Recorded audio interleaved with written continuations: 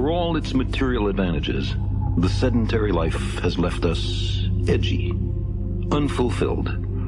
Even after 400 generations in villages and cities, we haven't forgotten. The open road still softly calls, like a nearly forgotten song of childhood.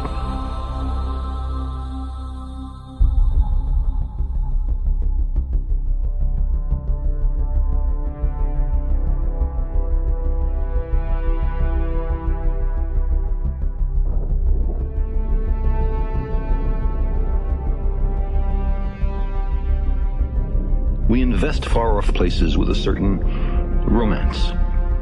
The appeal, I suspect, has been meticulously crafted by natural selection as an essential element in our survival.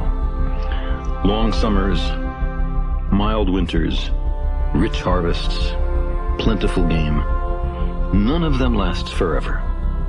Your own life, or your band's, or even your species might be owed to a restless few, drawn by a craving they can hardly articulate or understand, to undiscovered lands and new worlds.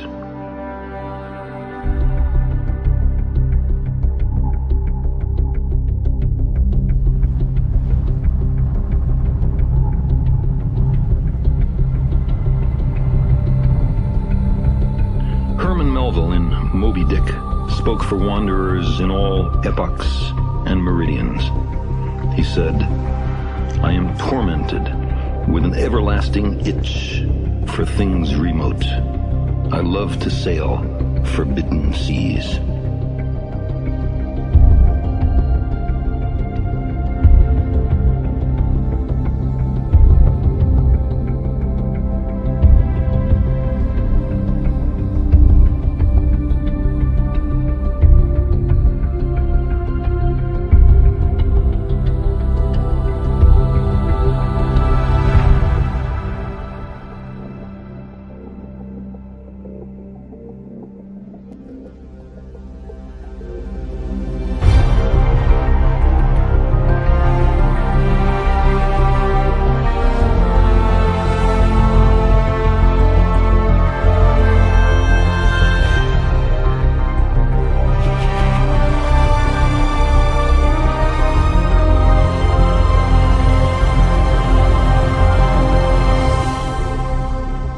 Maybe it's a little early. Maybe the time is not quite yet. But those other worlds, promising untold opportunities, beckon. Silently, they orbit the sun, waiting.